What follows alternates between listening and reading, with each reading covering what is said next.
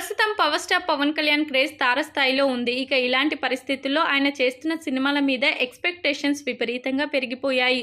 ఇక పవన్ కళ్యాణ్ గురించి మోడీ పలు భాషల్లో మాట్లాడడం అనేది ఆయనకు ఎక్కడ లేని క్రేజ్ అయితే తీసుకురావడమే కాకుండా ఇప్పుడు పవన్ కళ్యాణ్ వల్లే నరేంద్ర మోడీ సెంట్రల్‌లో ప్రైమ్ మినిస్టర్ అయ్యాడు అనే విషయం కూడా చాలా స్పష్టంగా తెలుస్తుంది.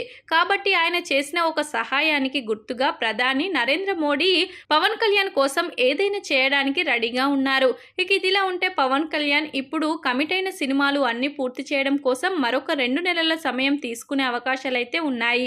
అయితే ఇప్పటి వరకు ఉన్న చాలా మంది హీరోలు మేము పాన్ ఇండియా హీరోలమని ఓవర్ యాక్షన్ చేస్తున్నప్పటికీ పవన్ కళ్యాణ్ ఇప్పటి వరకు ఒక్క పాన్ ఇండియా సినిమాలో చేయకపోయినా ఆయనకు అంతకు ముందు ఉన్న హీరోల కంటే కూడా ఎక్కువ క్రేజ్ దక్కుతుంది.